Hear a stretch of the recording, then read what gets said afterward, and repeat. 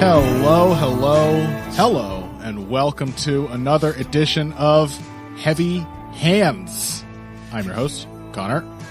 As my co-host, Phil. Okay. Okay. That's all? That's it?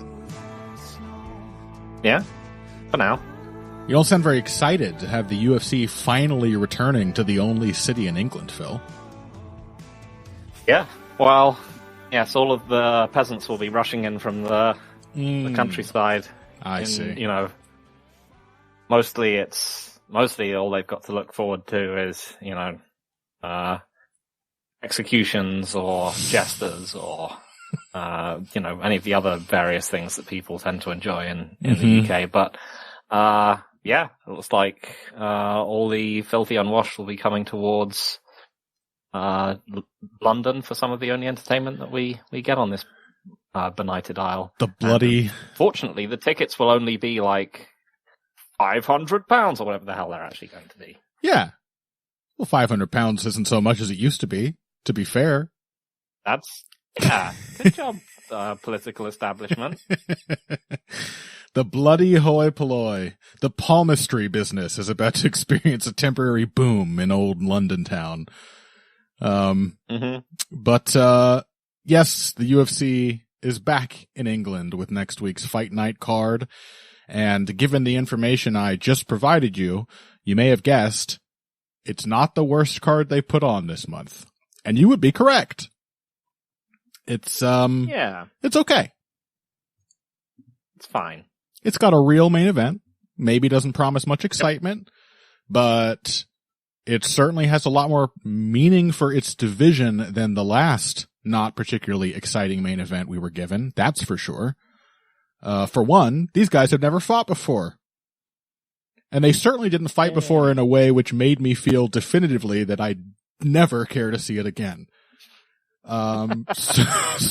Surely their incredible rematch made you completely change your mind. I don't know if it was just my particular bubble of MMA cynics, or, I mean, I do get the sense that there is a growing feeling of cynicism around the UFC, even from some, until recently, like, true diehard slavish fans, that people are like, God, these cards are they're kind of getting shitty, aren't they? But, I did actually feel like, anecdotally at least, even people that I might have expected to be like, oh, that was actually kind of good, they hit each other a bunch, were like, this fight just sucked. Like, even when something exciting happened, it wasn't good. People were confused by that, but they were feeling it, as I was. So, that's a positive. Yeah, I mean, it just goes to show, you just watch monotonous violence for long enough. Eventually, the all does wear off. Yeah. And you will eventually just be like, I've seen this so many times. Is Dana White correct? Would we all stop to watch a parking lot fight? Yes. If you worked at a fucking Waffle House, you would very quickly tire of seeing parking lot fights. You'd be like, God damn it, another one. Jesus Christ. It loses its appeal rather quickly. You would only start to look up if the most sensationally talented Waffle House brawler you'd ever seen suddenly started, like, laying people out. Yeah. Oh, shit. Somebody finally made Big Lou angry.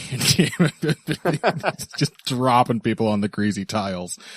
So, Leon Edwards, Sean Brady is the main event of this London card.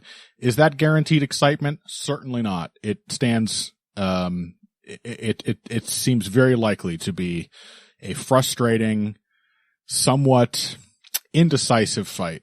But it means something. I've never seen it before, and it has the makings of a crossroads matchup for the welterweight division. This could be Sean Brady announcing himself as a bona fide title contender, or it could be Leon Edwards putting himself back in the picture after an unbelievably uninspiring performance against Bilal Muhammad. Further down on the card, big Jan Blachowicz, that's the Polish version of the Waffle House guy, is back in Poland. He's just leg kicking people in the fucking Waffle House. Surely it would be it would be instead of Waffle House, it would be serving like chopped sausage and of course. pierogies. Yeah, and like onions on bread with lard, the type of shit they eat in Eastern Europe.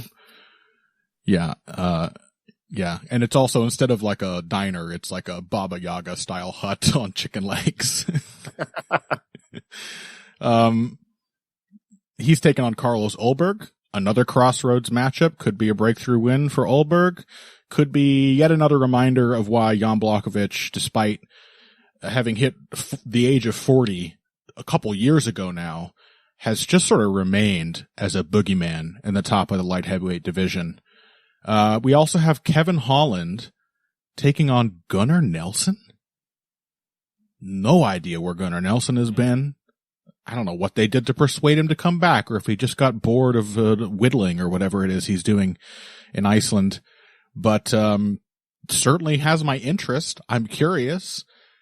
And I think the final fight here that we will try to talk about, which I really like, is a featherweight fight between Nathaniel Wood and Morgan Charrière, who is sort of featherweight's Leon Edwards in some ways. A guy who clearly has the potential to be really, really great, but has some demons that he can't quite get rid of all the same. Those aren't the only good fights on this card. There's actually quite a lot to like here. Not all of it even requiring exhaustive research to discover that it's half interesting, which is truly a sign of a decent card. But let's start off with this main event. Former welterweight champion Leon Edwards and former 2-round fighter Sean Brady. Yeah.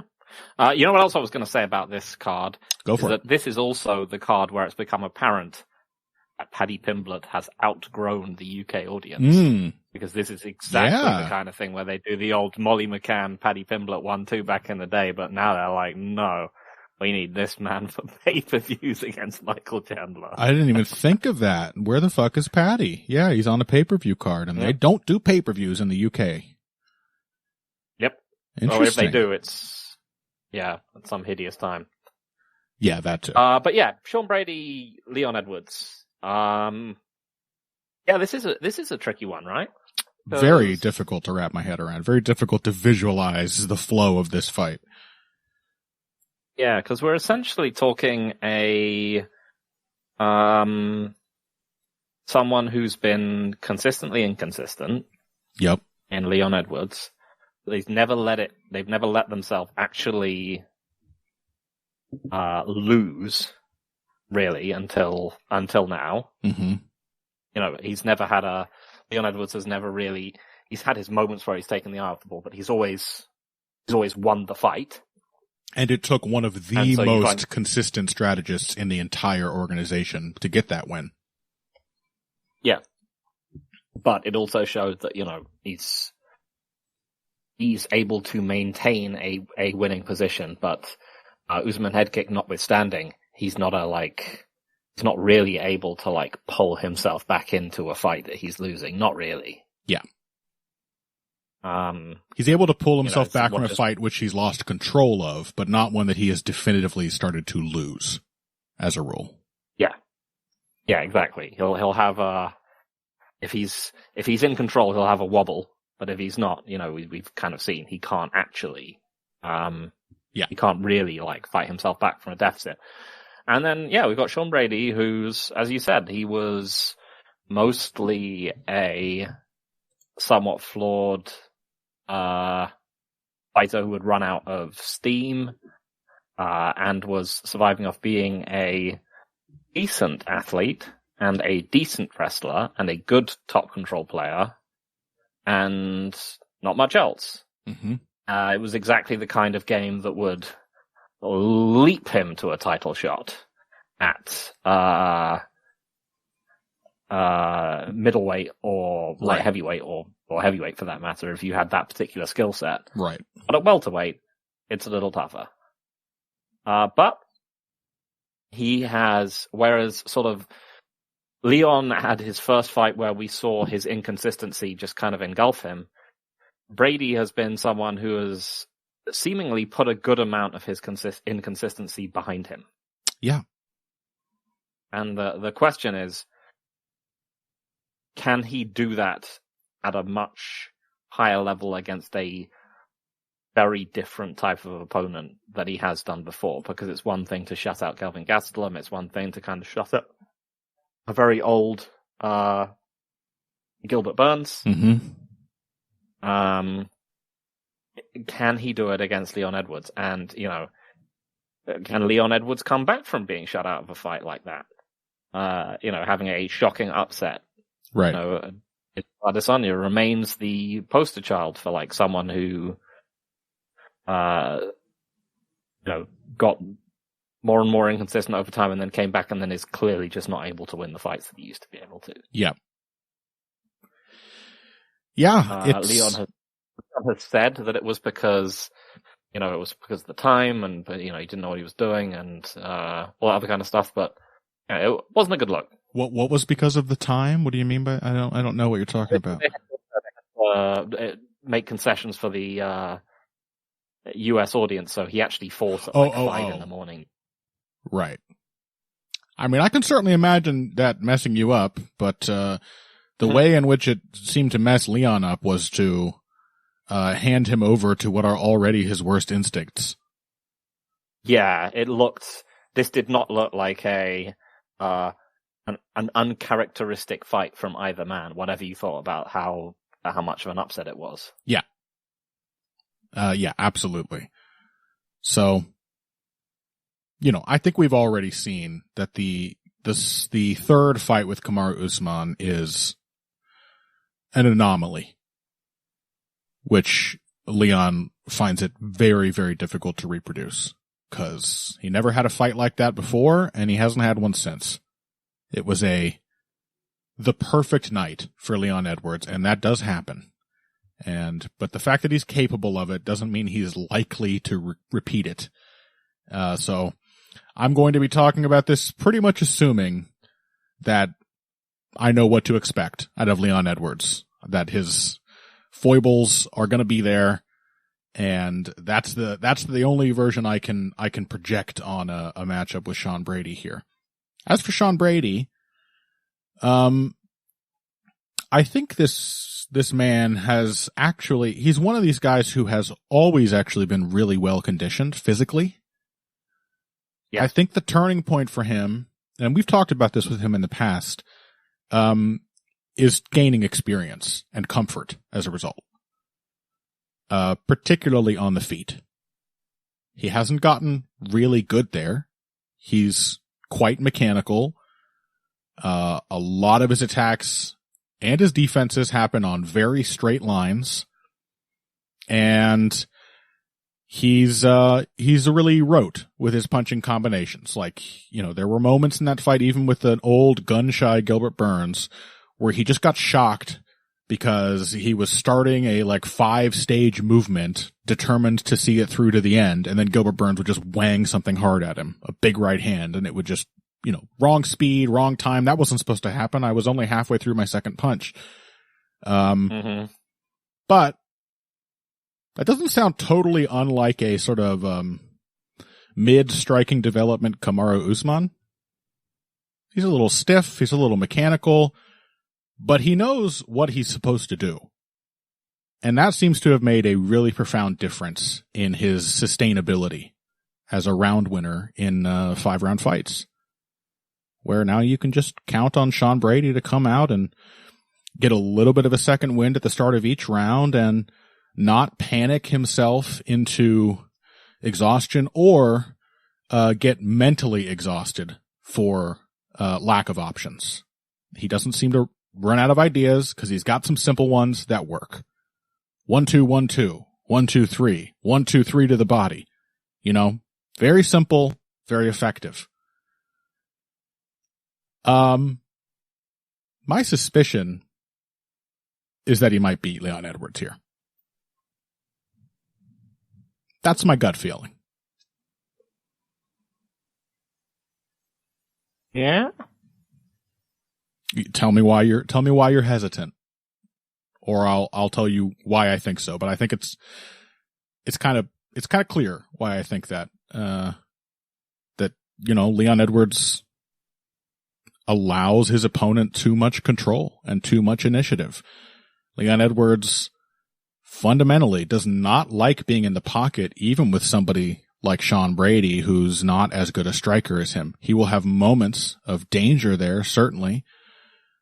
But I just think Sean Brady becoming an apparently very consistent round-around fighter, assuming that holds true, while also being a good athlete, a strong wrestler, grappler who will try to wrestle and grapple with everybody. What is the out for Leon Edwards, supposing that Sean Brady puts on a consistent 5-round performance here, where he puts on some pressure, he leads with his jab, he hits the body a little bit. What is the out? What's the pressure release valve for Leon Edwards, assuming that's the game plan for Brady? Can he not just do what Bilal did, right? I mean, okay, there's my query, is that can Sean Brady do what Bilal did? Because I think he knows, probably, that that's maybe what he should do. Yeah. Why would that not be the game plan? That? Because, yeah.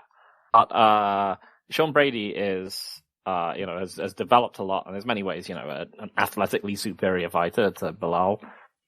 He's working with more in terms of, pop. Absolutely. And physical strength. If he's able to, yes. If he's able to be as well, he's just bigger. If he's able to be as conditioned as Bilal or even close to it, he's just working with more.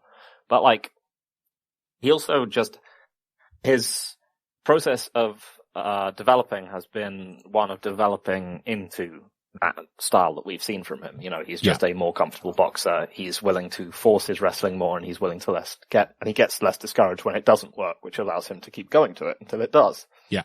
All that other kind of stuff.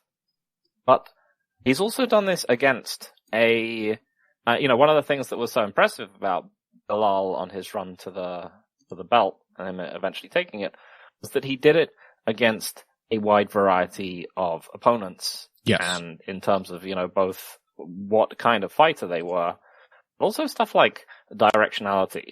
And so my question is, when have we ever seen Sean Brady close someone down?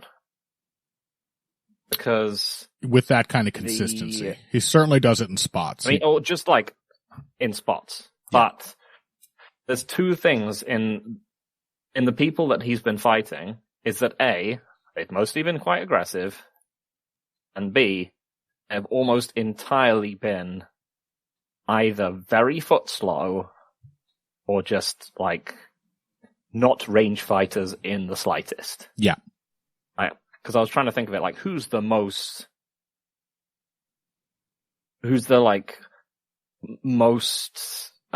concerted, range fighter that Sean Brady's fought. I was like, is it Michael Chiesa? Because he's tall? Yeah. There's Gilbert Burns, very short, very aggressive.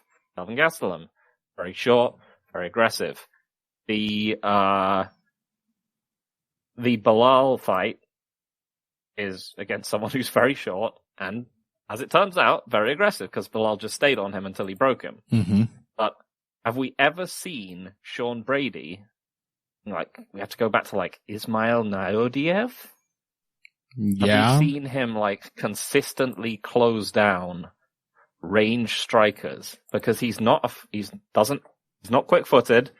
He doesn't have a dangerous range game. Yep. And he's going to be fighting against an open stance matchup. Yep. All good points. He's up against an actual sniper. Yes. Who's going to be punting him to the body whenever he gets cautious about what range he wants, about what he wants to do next. Whenever he's kind of thinking about what he's going to be doing, Leon will just boot him in the body, or at least hopefully will. If he's still there, we got to assume that he's still there. Right? Yeah. He hasn't just completely flopped. But that's essentially what he just did to Usman. Given space, he will snipe people. And I'm not sure that I've seen anything from Brady that makes me think that he has either the inclination or really like the pieces of his game to do that against someone who isn't like extremely vulnerable to being wrestled. Yeah. Someone also you know, the last couple opponents, people that he actually has kind of an advantage against at range, at least of some kind. He gets to be the long range striker. He gets to be the guy who puts his jab on them, right? Yeah, so if he's one of these guys, and I suspect he is, who's sort of learned how to strike in a, like many of them, who's sort of mostly learned to strike when he's over his own feet and can't really move and strike at the same time. That's sort of why he tends to be quite back foot and wait for his opponent to come onto him. I mean, he did move and strike at the same time against Gilbert. They were not the prettiest combinations. A lot of like stutter stepping repeat shift movements where it's like pumping out powerless 1-2s, just trying to close the guy down. Not saying that stands no chance of working, even if it doesn't work all the time, just because of who Leon Edwards is. But these are very good points. I mean, my feeling about this matchup is certainly based on the assumption that Sean Brady will A, know that what Bilal did is a reproducible good idea, and B, will actually have the wherewithal to do that against somebody who is unlike anyone he's ever fought. In that he's dangerous at long range, that while he is not really a great pocket counterpuncher, he can certainly counter you in that first layer. On that, he can counter you on the entry step really well and dangerously. And yeah, as you said, who will also punish you with a trait of weapons as long as you remain at long range. Yeah, and who's also a genuinely good clinch fighter and wrestler and grappler in his own right. Yes. Like there's no guarantee that, you know, if Chiesa does get wrestling exchanges or even gets takedowns, that he's actually going to be able to do all that much with them. People who have had that kind of success against Leon have done it by simply spamming so much wrestling offense that he doesn't have a chance to fight back. Like and in the case of Bilal, like also showing a quite well constructed aggressive boxing game to complement that. Actually being capable of pressing in behind the jab and re-countering Leon when he tries to scare him off, that kind of stuff. Like, yeah. Now the thing is as long as you're relentless and you can maintain, you don't have to complete all the takedowns to beat Leon Edwards. You don't have to really out-wrestle him, you know? Mad as people were about the Ankalaev's third round with Alex Pereira, or the fourth round. No, it was the third. Was it? Am I misremembering it now? Third was one of the swing rounds, or third was the wrestling round? I can't even remember. Yeah, you all know what I'm talking about. You know the one. Yeah, we all know the one. Mad as you were, dear listener, about that, I hate to say that's a viable way to win a round. You know, even if you're sitting there being like, I'm not scoring this, nothing's happening. The advantage of that is that you keep the opponent from scoring. And if neither you nor the opponent does anything that particularly scores, but you're the guy controlling the position, you know, judges are going to give you that round. And I will too. Yep. So, you know, like, as long as Sean Brady knows that, as long as he just thinks anything I do on the feet is leading me into this tie-up, like, yes, Leon Edwards, good clinch fighter, but you can just stick Leon in a position where he's forced to defend. And unless you, like, let up the pressure and give up on the takedown attack, he's not really all that consistent and actually turning that into offense actively. Like, you know, like, he's defensively minded. He doesn't want to let you take him down. So he's going to just stick there fighting hands and be like, okay, I'm safe here. I'll wait until he gives up and then I'll or in the same way as his counter striking on the feet, a lot of his best clinch moments are in like momentary incidental contact with the opponent, like the elbows on Gunnar Nelson, where it's like you crashed into me and I hit one super slick move and crush you. Sustained clinch battles have often been part of losing rounds for Leon Edwards. So I don't know. I'm sticking with my gut feeling here that Sean Brady can apply enough bullshit pressure with his striking and survive well enough doing that to just get to positions where he can start frustrating Leon and just, taking time off the clock while he is in a nominally better position. Should I say? I think we're likely looking at a somewhat boring fight here, right? Yeah, I think that everything about Brady, it tells me that he can be convinced to have a back foot fight. I don't think he has, I don't think he has like a super effective pressuring game, or like, frankly, even without the idea that, it's not, even without a like technically built pressure game, he doesn't have the mentality to just, go pure offense all the time. If this was a fluffy Hernandez or whatever, I would be like, yeah, that kind of person, even without the technical ability, could probably beat Leon Edwards simply by, especially over 5 rounds, simply just by going after him. Right. And never giving up. I just don't think Sean Brady can do that. Too much of his fights are spent fighting people who will give him the clinch on their own terms, as in they will dive into the clinch with him, and I don't trust him. I don't think he actually has the range game to compensate. I'm just watching him just getting the start of round 3 against Michael Chiesa. It's my current Leon Edwards analog, and he kind of gets smoked. Yeah, this was Sean Brady doing lots of things with full intensity and then getting either mentally or physically or both exhausted. That was certainly. It's still one of his more. It's still like a consistent fight. He gets smoked, and then he manages to get the back and take Chiesa down. But all the moments on the feet are pretty ugly. And I don't know that those are elements of his striking game that he's actually improved that much. Yeah. I don't know that I've seen him able to close distance or blend his strikes with his takedowns when he's closing distance or any of that kind of stuff. And I think he's just going to be soaking up too much damage at range.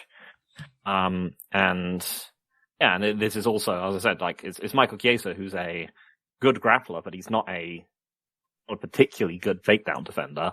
Mm-hmm. He's not a very good wrestler. He's just big. And Leon is actually a good wrestler, a good takedown defender. So I think, I also find myself thinking that part of that Usman rematch is the fact that Usman's just foot slow. Especially at this point, because he's got no knees. And that Leon was able to just tear him up a bit from range with a bit more confidence, because he was like, this guy isn't coming after me. And I think the same just might be true of Sean Brady. I think he's just probably going to end up out at distance much too much.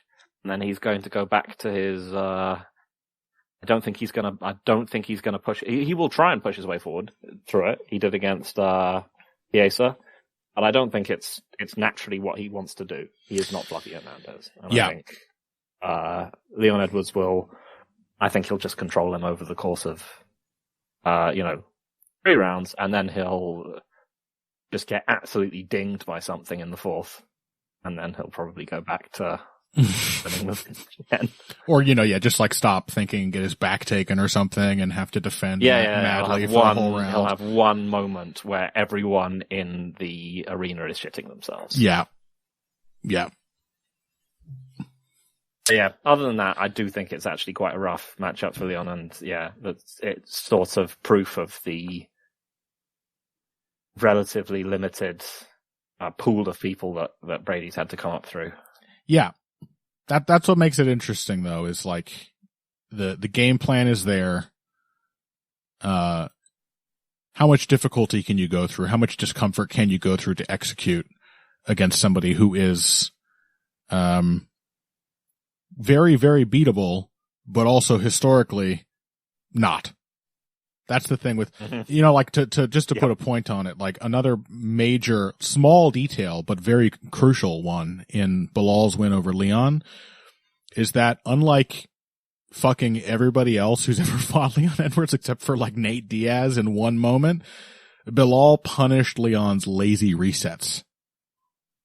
Yeah. When Leon is feeling the pressure and Bilal is holding range against him and threatening him and feinting him, and then Leon's like, nah, I don't like this, I'm going to bail out, and he just completely abandons his stance and starts shuffling to one side or the other, Bilal was there to take that triangular step and whack him as he was out of position and immediately just build up a whole new initiative and make Leon panic. And like, we know that's bad. That Leon does that like Israel Adesanya reset shit. We know that's giving away the advantage of the position and essentially like insisting that the opponent step in and punish you because it's free. I can't do anything. I'm not potent anymore. Come get me. But the fact of the matter is, Bilal's like the only fucking guy who's actually figured that out. Yep. We're talking he's the champ. We're talking about MMA strikers here. Like, even Kamaru Usman didn't really fully take advantage of that as well as he could. So yeah, you make a very good case. I'm going to stick with my Brady gut pick, because it's, the opportunity is right there and Leon's going to allow you to have it. He's going to give you multiple chances to get back on track if things go awry, but it is a really big step up and also just a completely new territory stylistically as well. So, may not be great to watch, but it is an interesting one to think about, and the result will be meaningful. So I'm here for it. Yeah, I do also think of these, Brady as being a bit of an up-and-comer and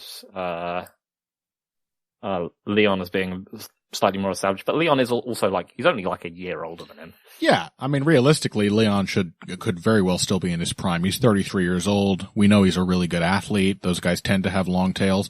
I will say the one thing that is very worrying is one of the symptoms of aging seems like it will be a particular death knell for Leon Edwards, which is becoming gun shy.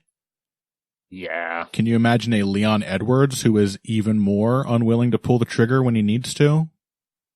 That's a guy who, when that goes, if that's the thing that goes for him, and it seems like a likely thing, then Leon may go very quickly from being a consistently tough to beat guy to a guy who's just dropping rounds to everybody. Yeah, 100%. So, we shall see, but a worthy main event for this London card. Let's take a break. When we come back, Jan Blachowicz versus Carlos Ulberg. After that, Kevin Holland, Gunnar Nelson, and Nathaniel Wood versus Morgan Charrier after this. Hey everybody, thanks for listening to this week's Heavy Hands. If you like what you hear, please consider pledging to support the podcast on Patreon. Patreon is basically continuous crowdfunding. You sign up to contribute a certain amount per month to help us with production costs and the like, and in return you get rewards ranging from a mention on the Heavy Hands website to a question or topic of your choice being discussed on the show. We have a lot more in the works to reward you for your help, and we appreciate every contribution. No amount is too small. Just head over to patreon.com and find how you can help out, the only show dedicated to the finer points of face punching. Now let's get back to it. Welcome back to Heavy Hands. Let's talk about this co-main event. Jan Blachowicz and Carlos Ulberg. Obviously another crossroads matchup. Not giving me as strong a feeling that there's a sea change happening here. Because here's the thing with Jan Blachowicz, and of course there's a distinct possibility that he has suddenly gotten old. He's been out for almost 2 years since that fight with Alex Pereira. He was already 40 too, so that makes you think oh, this guy just doesn't age like other people age, but it is also like, how much further can you push that? Surely there is a limit to how old you can get. And if you're already 40 and then you're gone for 2 years and you come back and you're, maybe you're, instead of being 42, you're suddenly 63. So all of those X factors aside, there is a reason that Jan Blachowicz is one of the 3 good light heavyweights consistently. Because there's only one thing he can't do, and it's defend takedowns. And there's only a couple guys at light heavyweight who are any good at that. And then against everybody else... A couple? Who's the other one? Yeah, okay. Magomed Ankalaev didn't one who's okay. There's one who's okay. Ankalaev didn't even want to be that guy when he fought Blachowicz. Yeah. He was literally forced to. I mean, but that's the weakness of Jan Blachowicz, really. And there's a whole lot of other stuff that, if this weren't light heavyweight, would be horrible tendencies in his game, and goofy shit that he does, and he should be a much more beatable fighter than he is. But for the light heavyweights, he is a puzzle if you can't wrestle, because he's sort of like light heavyweights, Sean Strickland, but like better, because like you just can't crack him with the first shot very often. He has really great first line defenses, very active on defense. He doesn't get stressed out defending, which is another thing that helps him there. And in particular, he's really good at defending and then winning at that range in the kicking battle. And light heavyweights, as a rule, tend to freak out when they come up against a guy who they know is powerful, who is big, who has a long, effective range, and who also just seems to be wise to all of their half-baked traps that they try to set him up, all of their half-baked combinations they try to set up on him at range. He unnerves the vast majority of light heavyweights simply by being comfortable and defensively aware at long range. And now he's fighting Carlos Ulberg, who is a guy who beats people at long range while making a whole host of like positional mistakes and falling into really awkward, punishable patterns. God, I hate Carlos Ulberg's counter left hook. It's like the only counterpunch he wants to throw, and he tries it 80 times in the first round of every fight. It's like, you're going to step, I'm going to, pull back and wang a left hook at you. And he just does it over and over and over. Of course, it's light heavyweight, so nobody can figure out, maybe if I draw that shot out, I can hit him with a right hand or whatever. But I think that Ulberg is essentially winning the same kinds of fights, broadly speaking, that Jan Blachowicz wins against worse light heavyweights, but just not being exposed because, I mean, he's a young, good athlete. He's big. He's powerful, but also because, like, it's the light heavyweight division. Mm-hmm.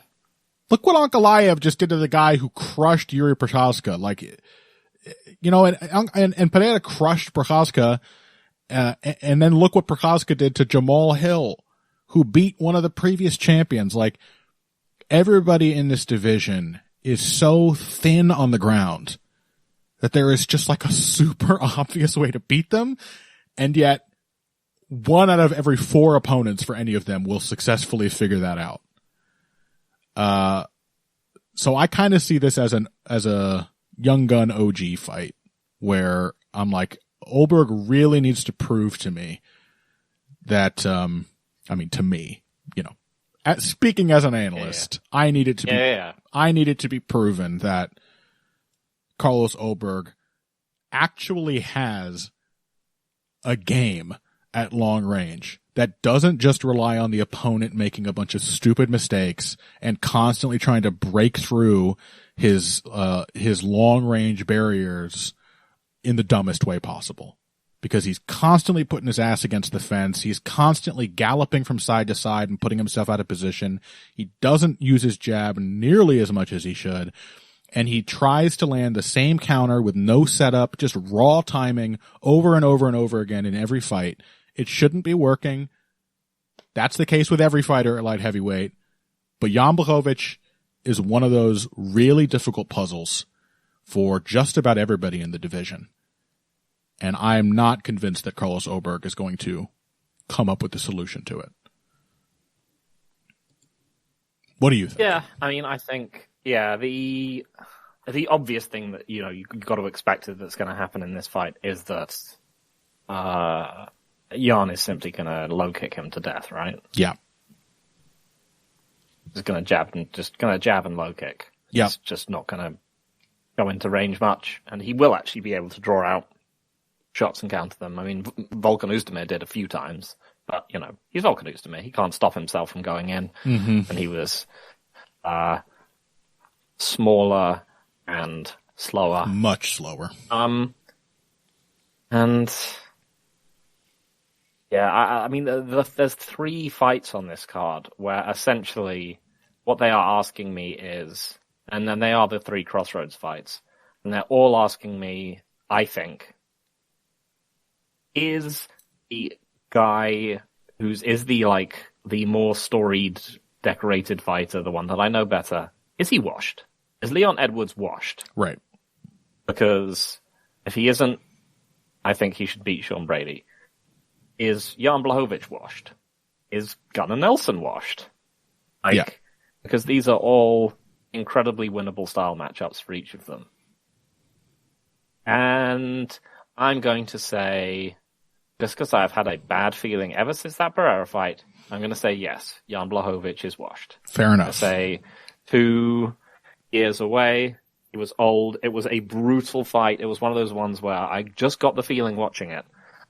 He was taking huge punches and, coming back and beating Pereira up on the feet with Polish power. And I was just like, I don't think you're going to be able to do that again. Mm-hmm.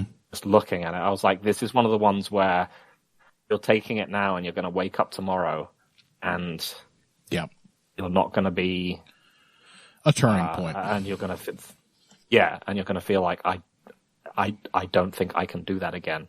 And the fact that he was then gone from 2 years only sort of reinforced my feeling that, that was him expending something that he couldn't get back. Yeah. And, Ulberg is a mess. He's quick. He's extremely tough. He's not a total mess. He really has the makings of a good outboxing game, Yeah, he does. I mean, you said he doesn't jab enough, but he does. He jabs a lot for a light heavyweight. He's been doing it more, too. It is certainly something I've seen. I've been happy to see is that he's been a lot busier. And all the city kickboxing guys have good, educated lead hands. He's building on that. Yeah. So I can expect some improvements from him. I think he did look better in the Oezdemir fight. Mm-hmm. I was shocked to see him as a big favorite, but he looked like a big favorite in that fight.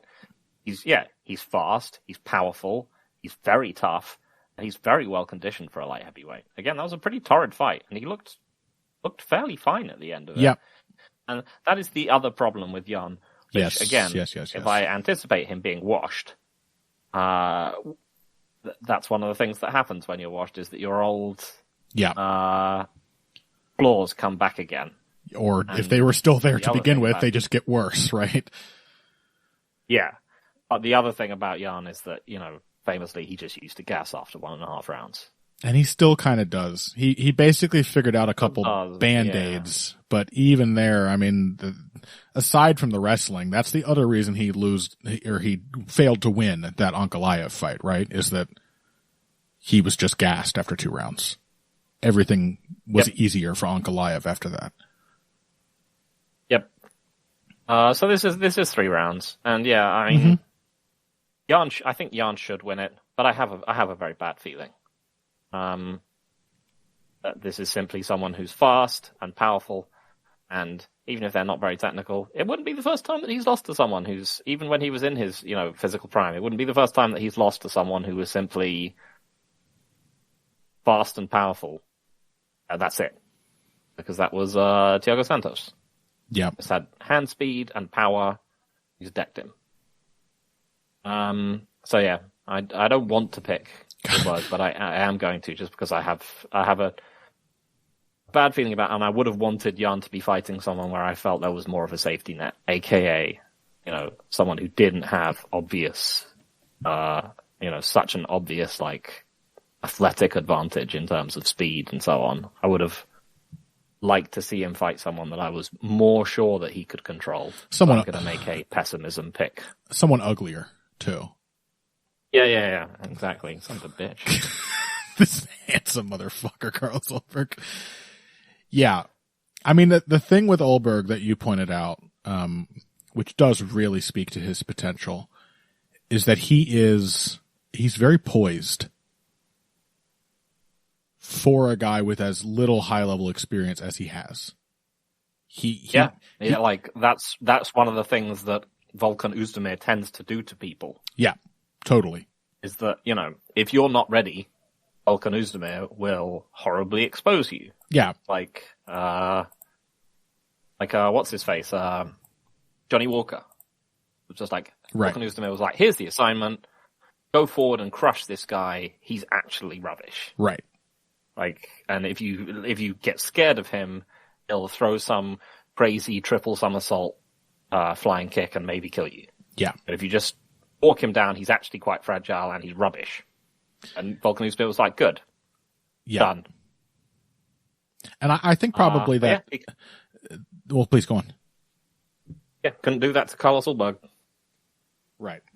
And I think part of the reason that Ulberg does fall into these really frustrating patterns in his fights where he just kind of, gives the lead away and sits there waiting for the one counter he has, it is probably that he is that comfortable. Like, he doesn't really feel the need to stretch himself consistently in fights or to stay super disciplined.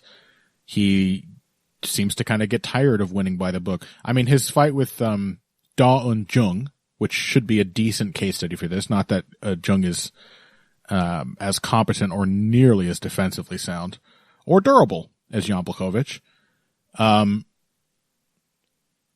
It is, a tall guy who can fight at Ulberg's range. And there are multiple turns in that fight. I mean, to your point, like there's like a whole round of Ulberg just jabbing the shit out of Da Eun-jung. Double jab, triple jab, all the stuff I like to see. All of which are jabs, just piercing his guard and taking angles on him and making him so uncomfortable. And then there are also multiple points where he just kind of turns off and decides, I want to find a counter now. And Da Eun-jung builds a huge momentum, a huge initiative on him. Maybe that isn't actually a particular problem against Jan Blachowicz, though. Like, it's assuming that Jan is still capable of pumping out a steady supply of long-range strikes and that his defense is still there. It's still a strategic error to just kind of turn off, but you're not going to get blown out of the water by Jan Blachowicz if you do that. If you start to suddenly hang back and your output falls off a cliff, like, you can still survive there. Ulberg is comfortable at kicking range. He doesn't have great footwork all the time, but he does move around well. He's agile and light on his feet.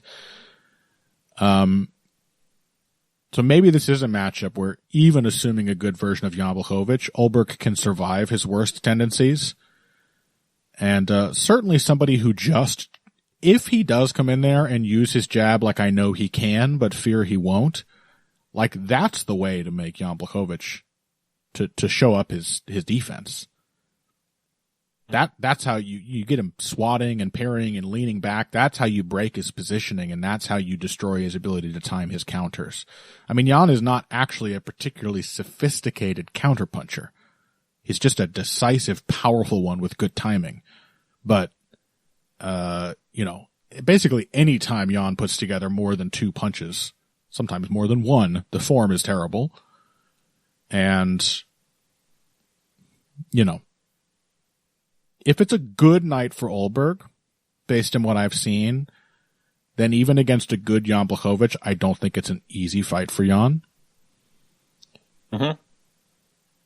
If it's a bad night for Ulberg and a good night for Blachowicz, I think it might be an embarrassing fight for him where he becomes, he runs out of ideas. If it's either of those nights for Ulberg and Jan Blachowicz has simply fallen off a cliff, then going off of what we were saying about Leon Edwards and the way that fighters' worst tendencies tend to be amplified in their decline, then we might be looking at a Jan Blachowicz who gets tired very quickly and is also very, very inactive. And that sounds like a fight Carlos Ulberg wins too. So you've kind of swayed me a bit. Despite all the shit I talked about Ulberg at the beginning. I'll take him. I'll take Ulberg too. Ugh. Yep. Yeah. Wow, both of us just making a youth pick. Yeah, pretty much. Yeah. I mean, like I said, I do think Ulberg, the thing that whenever a fighter is really frustrating. He's basically the only talent. Yeah, exactly. In the light heavyweight division with a future. Those are the circumstances. Yuri's still relatively young, but come on, we all know. We know. We all know. Yeah. That's really the only, whenever I get my tone is really frustrated with a fighter, it's because I know they're good. That's why Ulberg frustrates me. 'Cause I'm like, this guy's a great athlete. He's really big. He has all the tools to be super effective at a range that his frame should allow him to dominate. Just as a rule, he should be great. And to be even more fair to him, again, he doesn't have a lot of experience. And he's doing pretty damn well at this level despite that already. So maybe the future is very, very bright for Carlos Ulberg, even, as a light heavyweight. Yeah, I'll take him. Just keep that jab going, buddy. Have that second round you had against Dahlin Jung for the whole fight. Don't keep the jab going. Lose. Well, yeah. I mean, maybe for all we know, the reason Jan has been out for 2 years is he's had several new potent mutagens added. And, he's going to come in with glowing eyes and be immune to poison. Yes. His legs will be even tougher. It will make a loud clang whenever someone tries to check. It just shears the other person's lower leg off on the first leg kick. Yeah. Clean slice.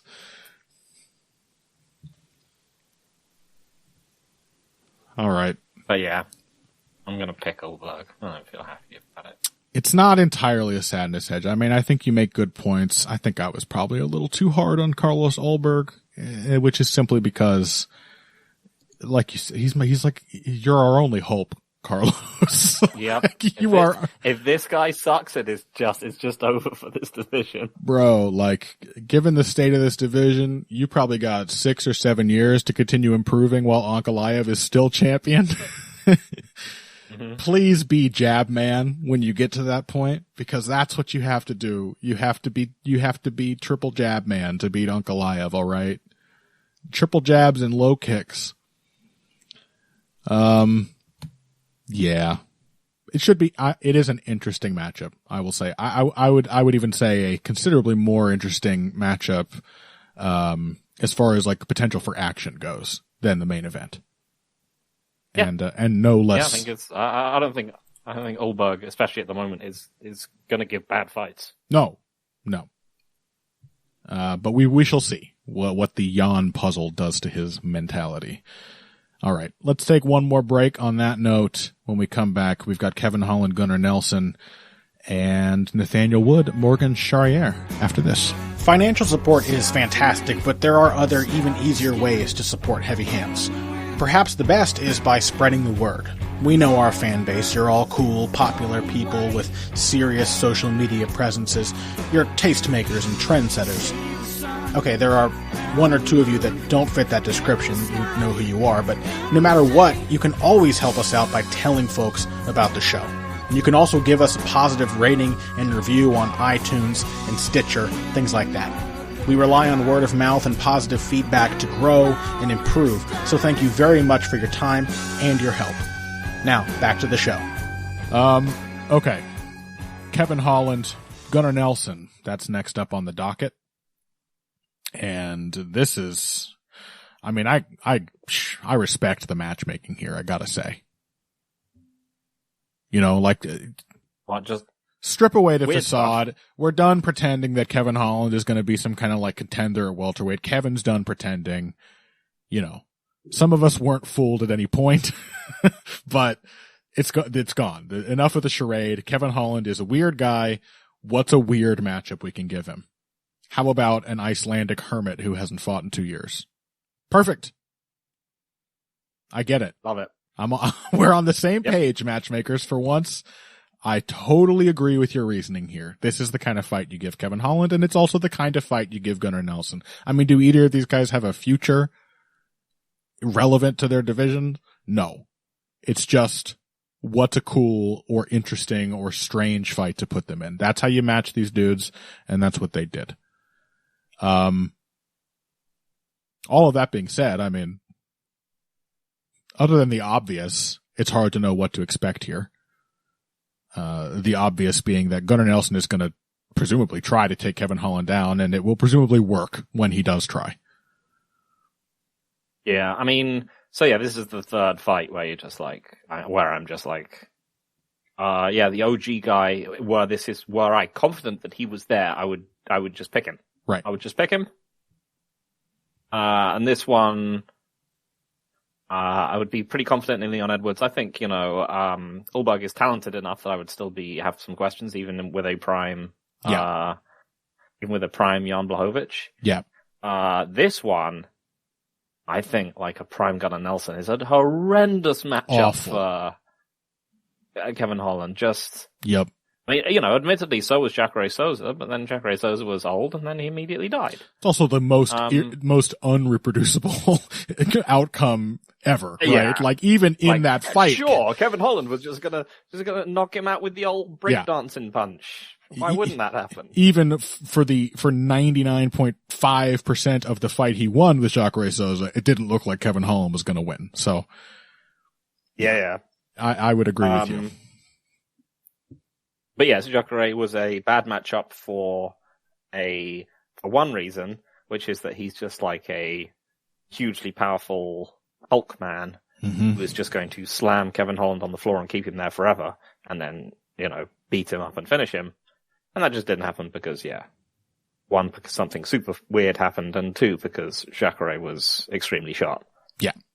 Gunnar is very bad for related, but not the same reasons, because, as we've noticed, Kevin Holland is yet again one of these guys who cannot strike at all when he has to move. Mm-hmm. If his opponent's coming to him, he can look relatively slick.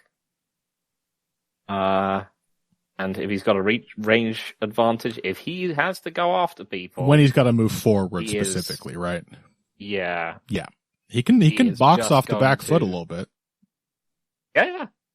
Pretty well, actually. But if he's going after someone, he's just charging and swinging haymakers. Yeah. He's an incredibly ugly striker. No attacking footwork to speak of. Nor attacking hands, because, I mean, related to that, but I think it's also kind of its own thing. Like when Kevin Holland is in the position where he's like, I'm the one who has to gamble and create the exchange here, he falls into the classic MMA fighter calculus of, well, if I'm going to gamble, it better be a big bet. I better go all in. No double jabbing his way inside for Kevin Holland. Yeah, that would never work. And what does Gunnar Nelson do? He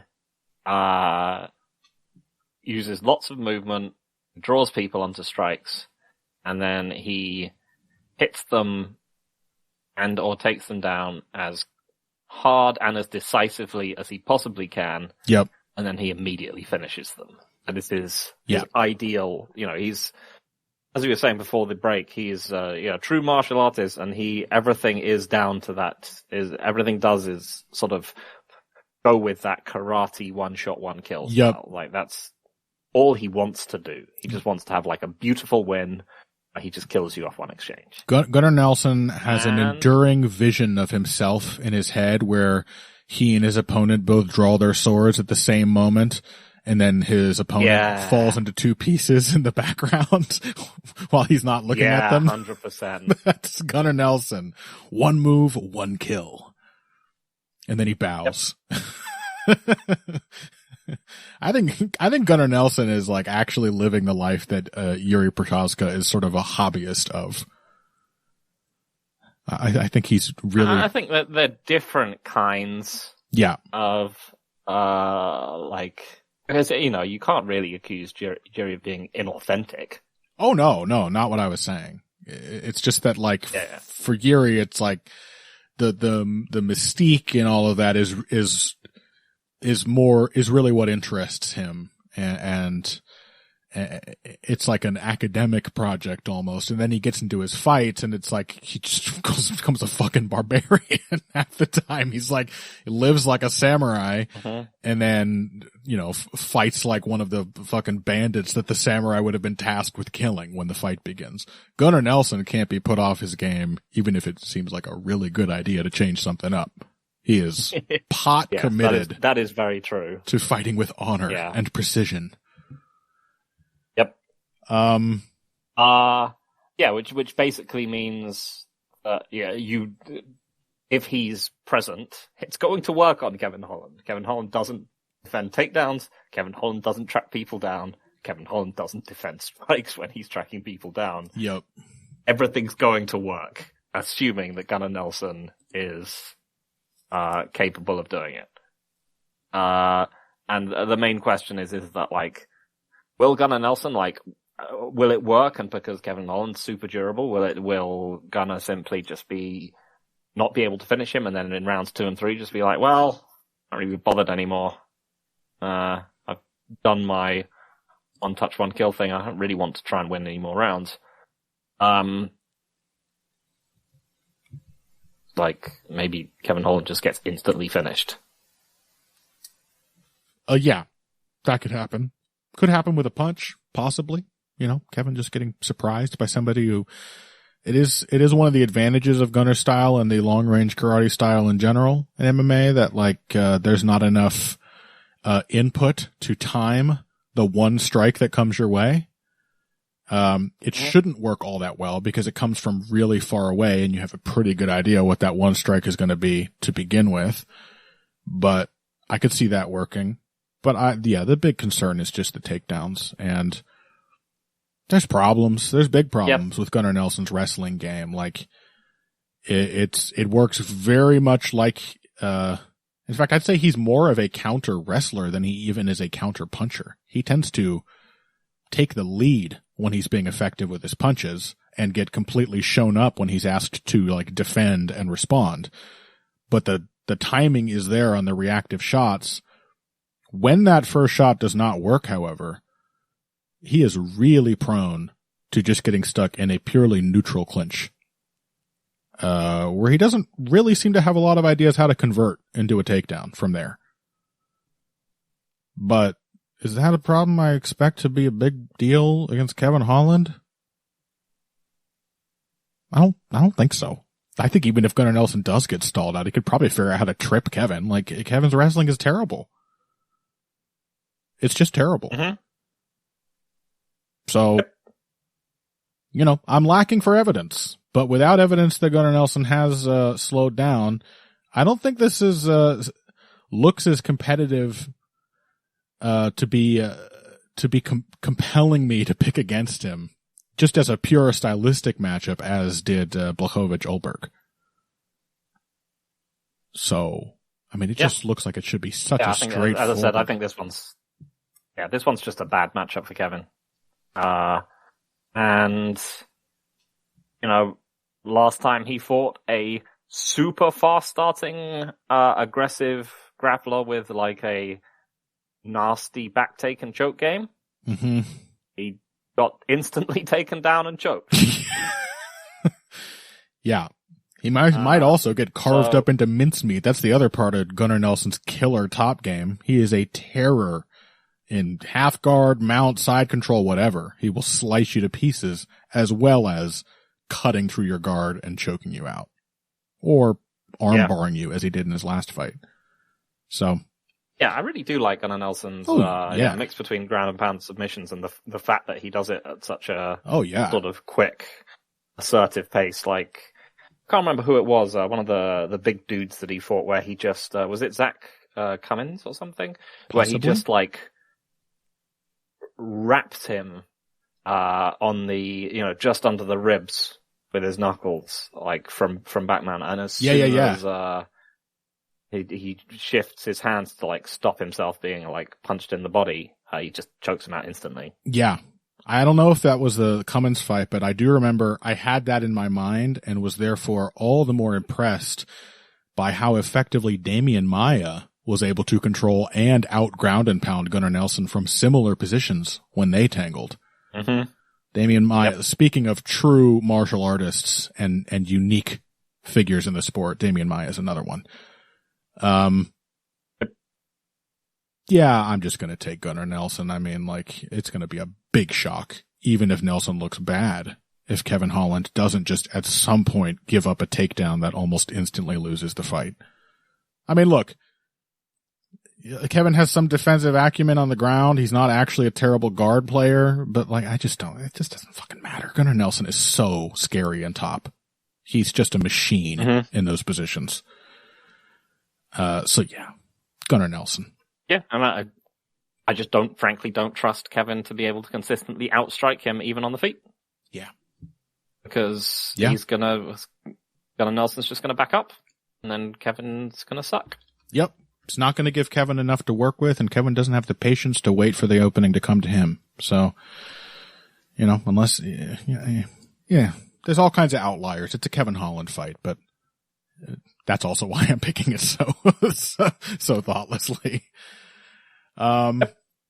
Okay. Well, let's talk about our last fight of the day.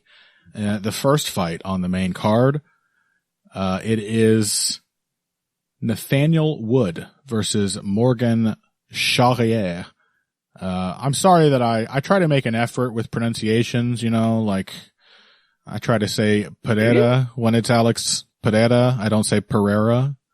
But to be honest, it's because the tap R is very easy for my American English tongue, and the guttural R, I can do it. I did German in high school, but it's just a lot. It's a lot more to get my mouth around, so I'm just gonna call him Charrier.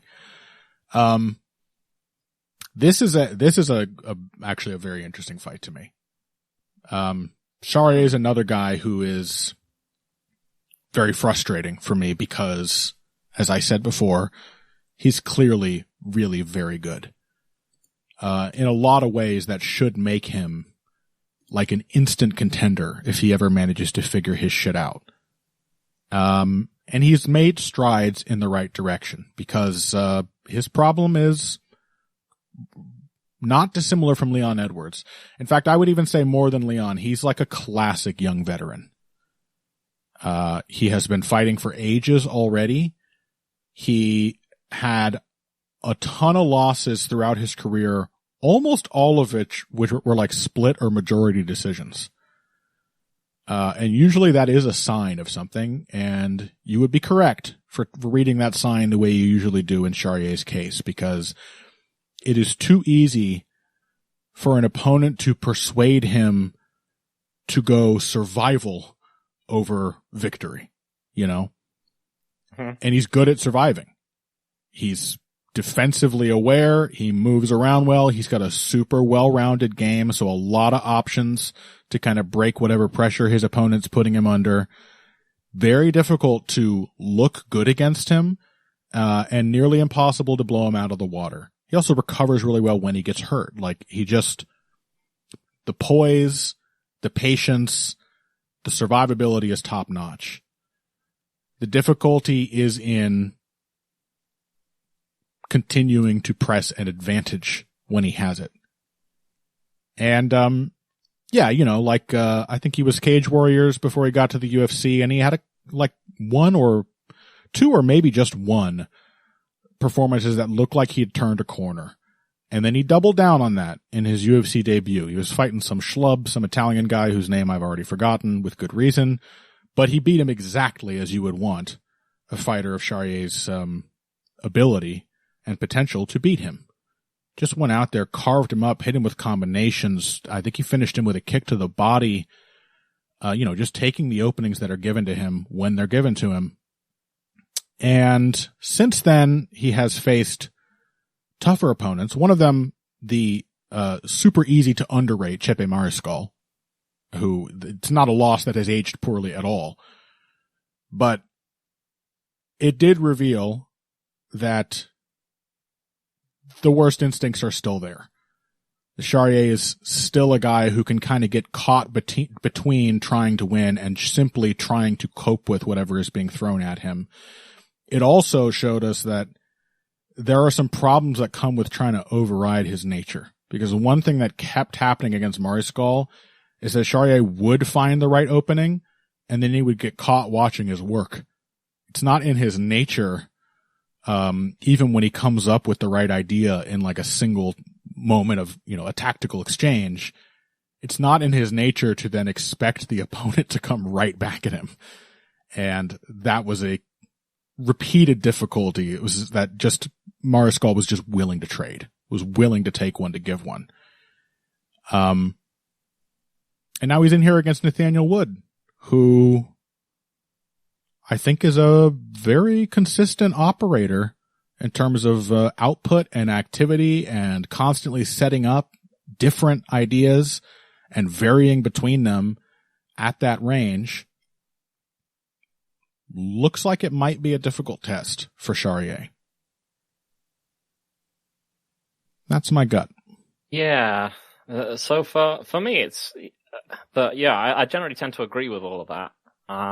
Nathaniel Wood has like a very well put together, like aggressive pocket striking game. Low kicks, kind of counter hooks. Great in the clinch. Gets lots of work done in the phone booth. Yep. Killer in the transitions, even if he's a little too addicted to finding those transitions for his own good. Yeah. I think my main problem and my main worry for Nathaniel Wood was exactly the same one. With that, I had for Jack Shaw when Jack Shaw went up to featherweight. Yeah. Both of these guys, I was just like, I don't think this is your weight class. For Jack Shaw, it was because his game at bantamweight was built around being big. And at featherweight, he wasn't big anymore. He was slow. He was still slow. Yep. With Nathaniel Wood, it's the opposite thing. Yeah. It's the fact that he wasn't actually didn't actually look like a big bantamweight. And at featherweight, he's just kind of tiny. Yeah. He's not slow there. And he's got that going for him. No. He's very fast. Yeah, he is. He's very quick. But he's got no, he doesn't really have like a range game to speak of. It is, so he's constantly having to battle his way into the pocket, and bigger fighters can just kind of throw him out of there. So, I find this a really troubling one because on the one hand, I like Wood just from like a consistency perspective and just to push Charrier out of the fight. Mm-hmm. But, for example, I would have liked Wood to do that against, was it Naimov? Yeah, Mohamed Naimov. Would have liked him to do that as well. But he couldn't, because he just wasn't kind of physically capable of doing it. Charrier is, he's a very physically potent fighter. Definitely, yes. Elite athlete for sure.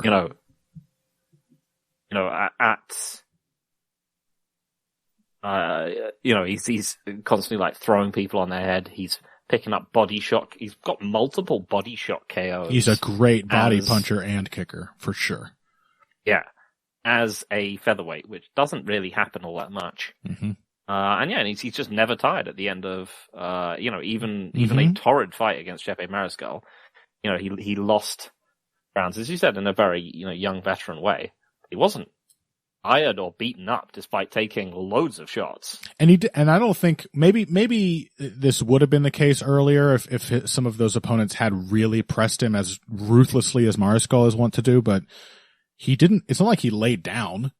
He was in there trading shots and scrambling hard, like he was meeting the challenge. He just couldn't quite gain any momentum. Mm-hmm. But he was certainly up to the task of fighting Mariscal in his own fight and doing pretty damn well at it too. Like I said, he screams elite potential. Yeah. So I think I'm going to pick him. I just think he's like, he might just be a bit too big and powerful, frankly. I think. Yeah, I mean, Wood is so much fun, and I want him to do well. Yeah, but I think there's just a hard physical cap, and I think that cap might look like Chepe Mariscal as it did for. Did you know that Jack Shaw retired? Yeah. Yeah, he retired. It did for him against couple. Who was it? Go on. Who was the Brazilian guy who he fought? Oh, Brito. Yeah. Show Anderson Brito. You're just like, oh no. You are looking up you're looking up an athletic hill from every single angle. Yeah. He retired like a month or two ago, said he was going to go full time into coaching, which probably will be very good at it. Really good at it. Very well put together fighter. Yep. Very intellectually sound fighter as far as I can tell. So I would love to see what kind of fighters Shore can produce. And I think his dad was his coach too. So they might have a little father-son coaching team going on that might work well. Seemed to be working well for him as the student. Yeah, I would augment a little bit what you said about Nathaniel Wood. I don't think he doesn't have a range game. I think the problem with Nathaniel Wood as a range striker is sort of the problem with him as a striker overall. Cause like one of Wood's most frustrating tendencies. Did you watch, the card last weekend by any chance? Just say no now. I mean, that's fine. no one will blame you. We weren't planning on talking about it. Okay, great.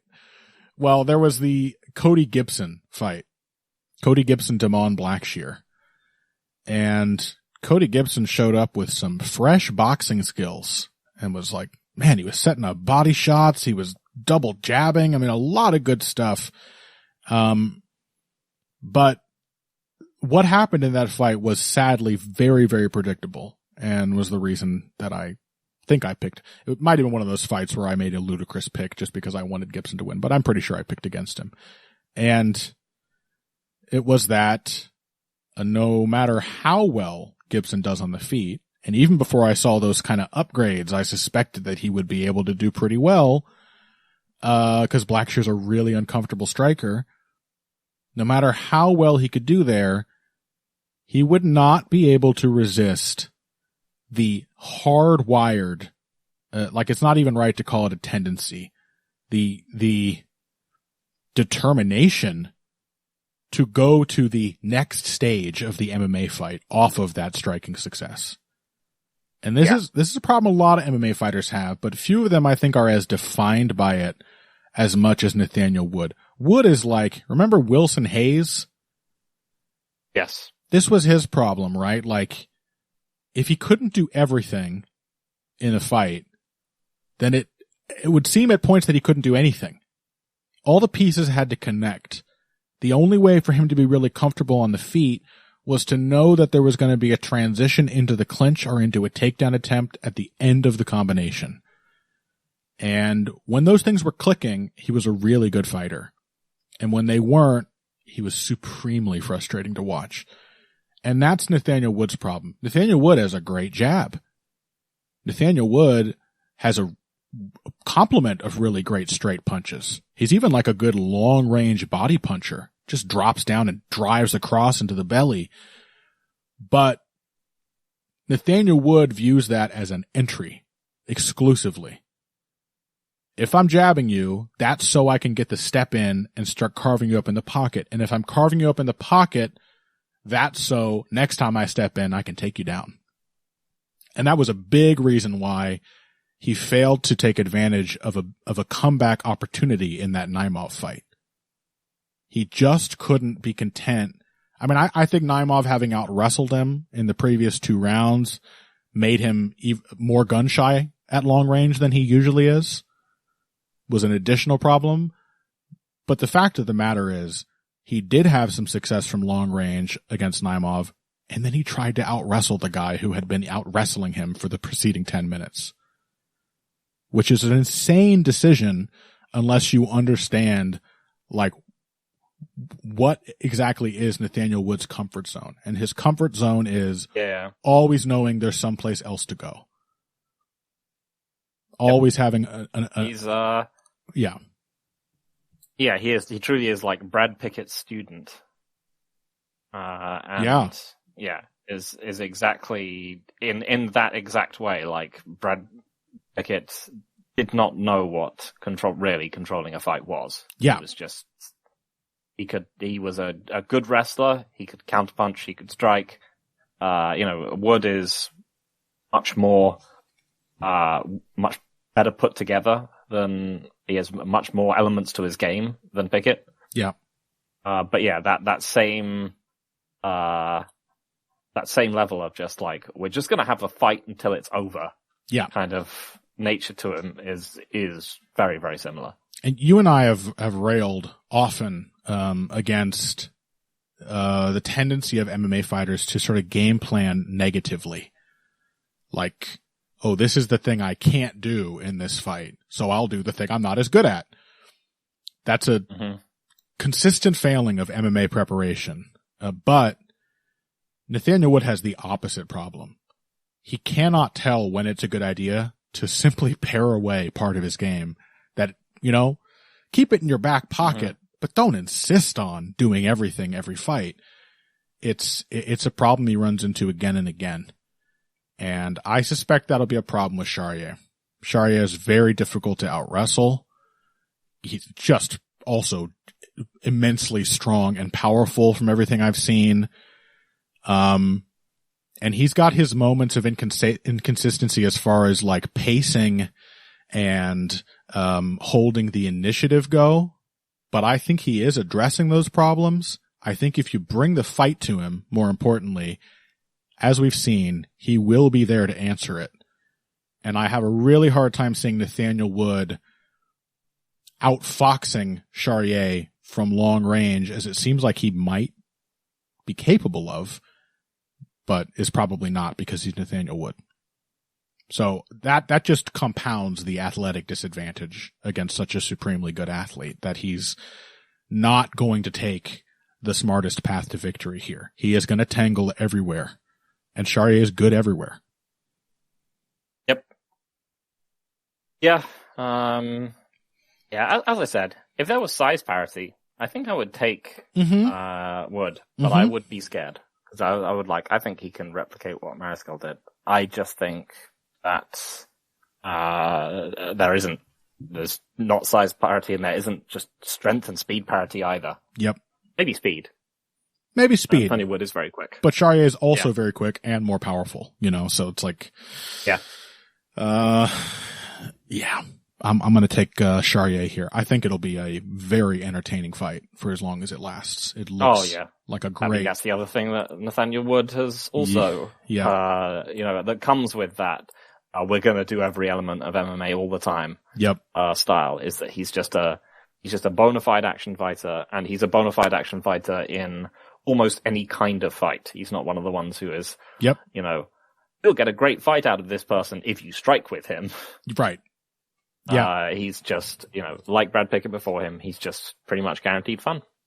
Yeah. In fact, that Naimov fight might be the only time that wasn't the case, simply because Wood was so thoroughly overpowered and out-wrestled to begin with that I think it kind of broke his game. Yeah, should be a good one. Both of us picking Charrier. Now I don't know how to pronounce it. And I think that will do it for this episode of Heavy Hands. Let's see what we've got coming up on the horizon for next week. I think if it's bad, there will be more than enough interesting stuff in hindsight to talk about on this card. We are, in fact, we're looking at Moreno versus Urseg in Mexico City, which means we've got Kelvin Gastelum, great, versus Joe Pfeiffer. Oh, Raul Rosas Jr. versus Vince Morales. This fucking sucks, actually. This is a travel card. Not good. This sucks. They tried to get Zellhuber on there against Elves Brenner, but it couldn't happen. So. Aww. Ooh, boy. This one has been shot to shit by fight cancellations, and it wasn't all that good to begin with. All right, well, next week we'll be talking more about UFC London. Until then, find us on social media, at Boxing Bush, at Evil Greg Jackson. Those are our handles on Twitter. You can find me at King Typo on Blue Sky. Please check out the finer points of face punching over on Substack. I'm working on an article this week. Might talk about a little of the sumo action that is happening. But if you missed it, I had a pair of articles about the Ankalaev-Pereira matchup that you may still find of interest. And on the note of sumo, please head over to the Heavy Hands Patreon to hear the first of 2 episodes of this season of Heavy Henka, the show in which the wonderful Miguel Class and I just completely geek out about our favorite niche combat sport, Grand Sumo. This week, we couldn't contain ourselves to anything less than an hour and 45 minutes talking about the first 7 days of this tournament, so if you have even a passing interest in sumo, you may at least enjoy our enthusiasm for the topic. That's over on patreon.com/heavyhands. And we'll be back next week. Until then, if you came here today for the finer points of face punching, you came to the right place. This has been Heavy Hands.